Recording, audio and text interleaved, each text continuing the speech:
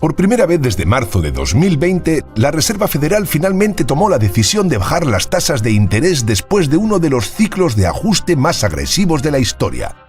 Esta decisión marca un cambio total en el rumbo que no solo confirma que la Reserva Federal cree que la inflación ha terminado, sino que está a punto de afectar a todo, desde el mercado de valores, el mercado inmobiliario, la deuda nacional e incluso cuánto se paga dentro de una cuenta de ahorros. No es una exageración. Si tienes alguna cantidad de dinero guardada, esto te afectará directamente casi de inmediato. Es por eso que realmente tenemos que discutir exactamente lo que acaba de decir la Reserva Federal, el impacto que esto va a tener en todo lo relacionado con el dinero, lo que la historia nos dice que es lo más probable que suceda y lo más importante, cómo podrías usar esta información para obtener ganancias.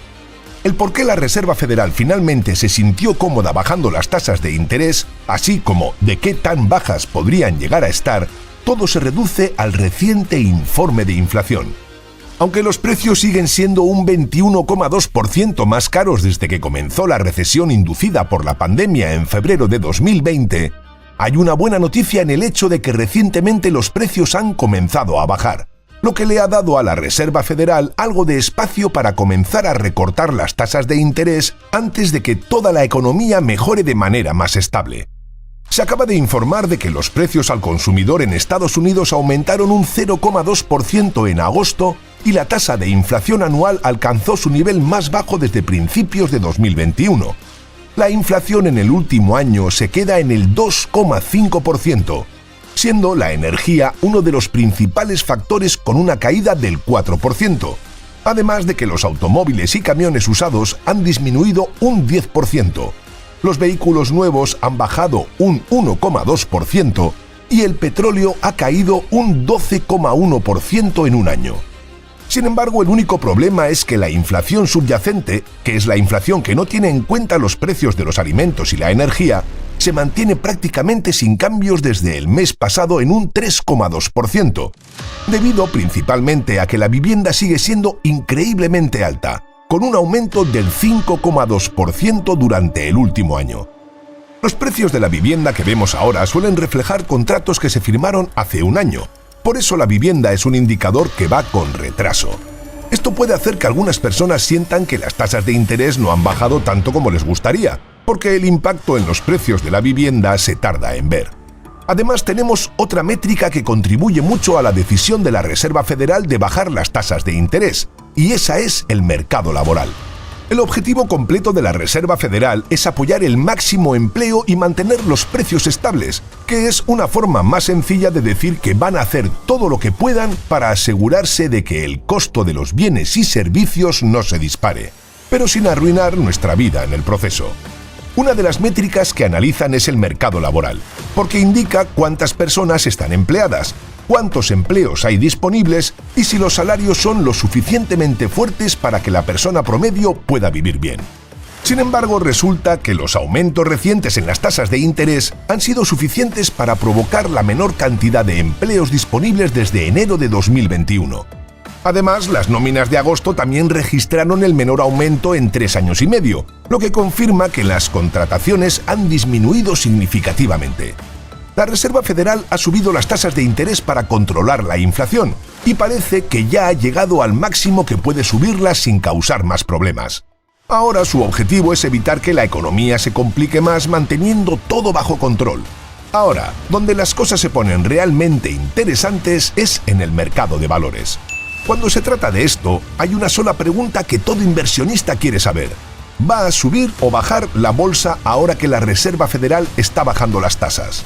En teoría, cuando las tasas son más bajas, las empresas pueden pedir dinero prestado más barato, crecen más y las acciones de sus inversionistas vuelven a los niveles que no se veían desde 2021.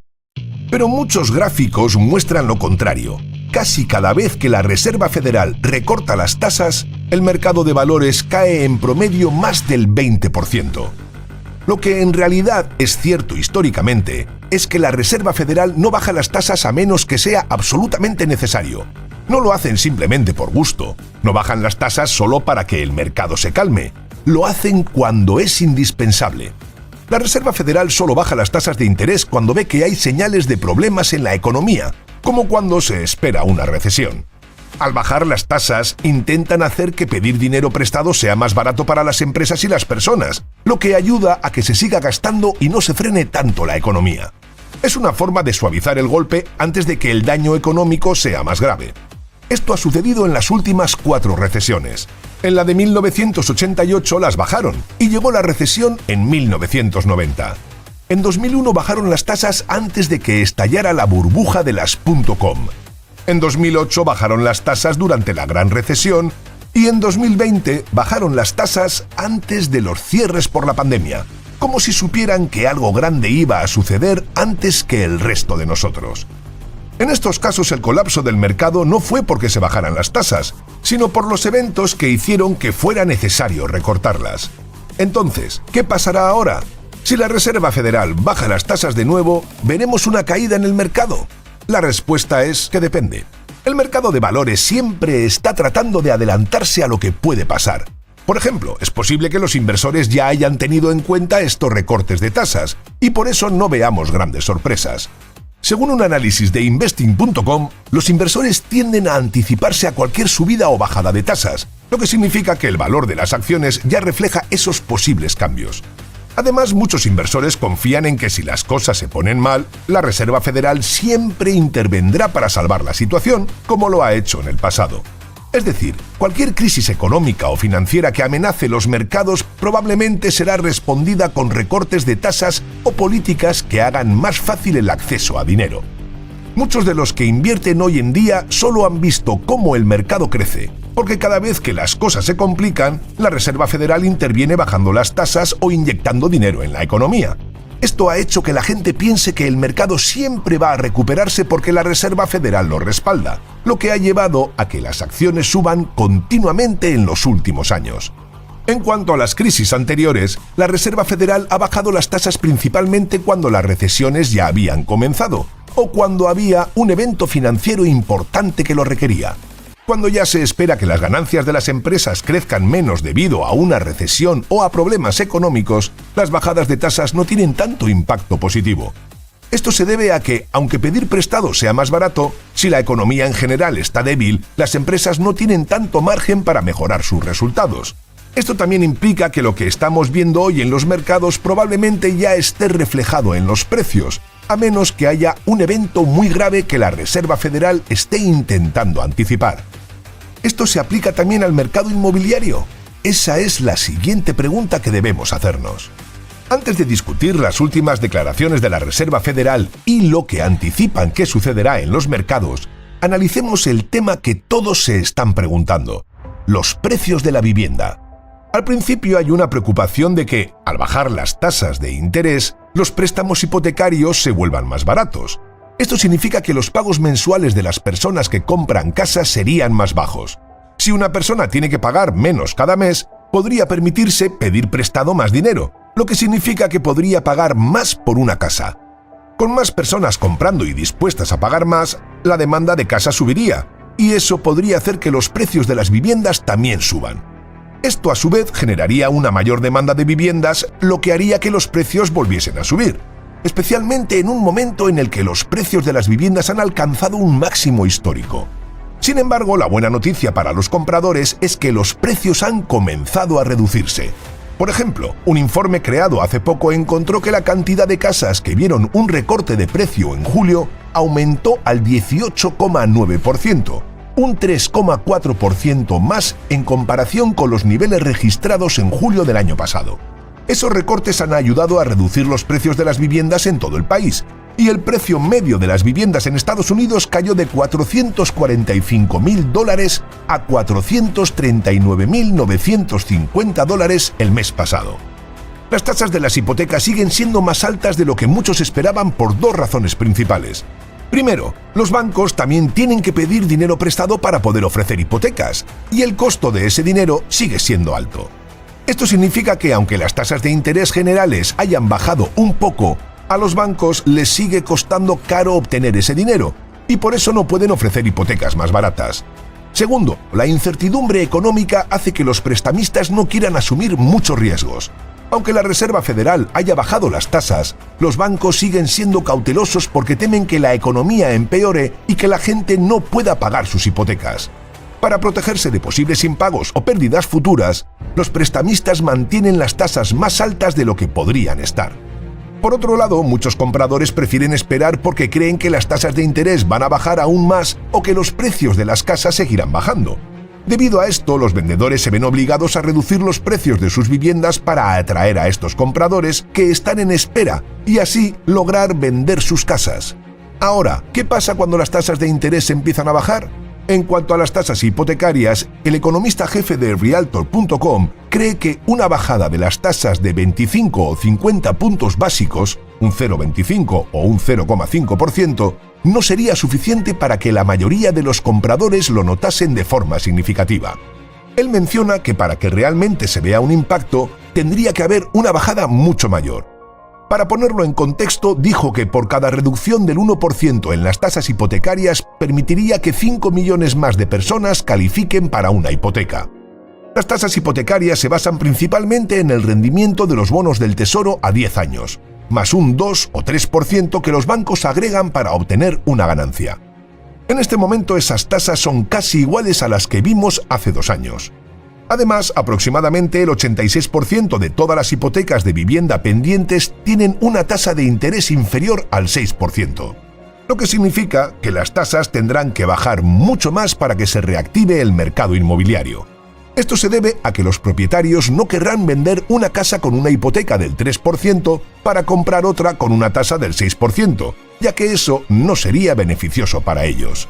La Reserva Federal está buscando el momento adecuado para bajar las tasas lo suficiente como para mantener la economía estable, pero sin hacer que aumente demasiado la demanda y por lo tanto los precios de las viviendas. Por eso, para los compradores, este primer recorte de tasas no tendrá un gran impacto.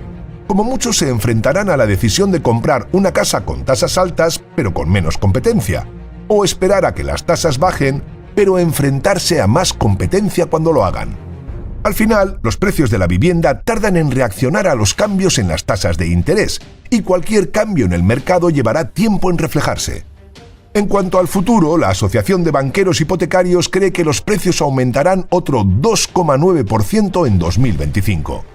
Fannie Mae, que es una entidad financiera en Estados Unidos que compra hipotecas a los bancos y otras instituciones financieras para que ellos puedan prestar más dinero a los compradores de viviendas, cree que podríamos ver un aumento de precios del 3%, y la Asociación Nacional de Banqueros Hipotecarios estima que los precios podrían aumentar alrededor del 2%. En cuanto a los precios de alquiler, que es otro tema diferente, nuevos datos muestran que 1 de cada 3 administradores de propiedades ha ofrecido algún tipo de descuento en los alquileres debido a un exceso de oferta. Esto se debe a que la construcción de edificios multifamiliares, es decir, edificios con varios apartamentos, está aumentando mucho. En junio se terminaron más unidades de vivienda que en cualquier otro mes en los últimos 50 años. Aunque el 30% de las propiedades ofrecen incentivos o descuentos para atraer a los inquilinos, los precios de los alquileres siguen subiendo en general.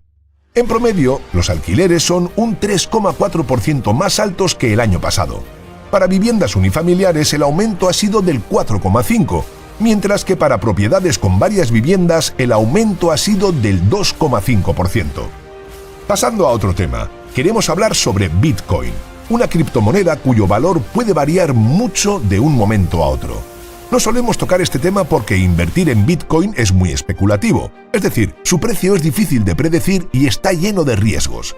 Ha bajado el número de personas que realizan transacciones con Bitcoin, lo cual puede reflejar una disminución en su uso o interés. ¿Por qué está pasando esto?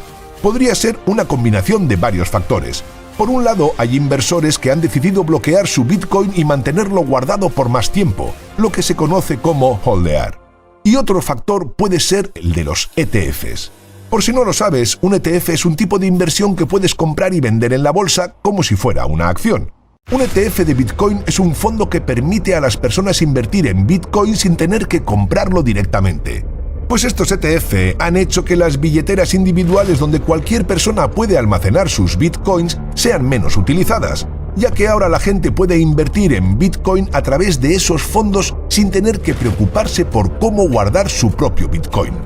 Además, el precio de Bitcoin ha sido menos volátil, lo que significa que no ha tenido tantas subidas o bajadas bruscas. Cuando Bitcoin se mueve menos, hay menos interés en intercambiarlo o comerciarlo, y eso puede explicar por qué el comercio de Bitcoin ha sido menos activo recientemente.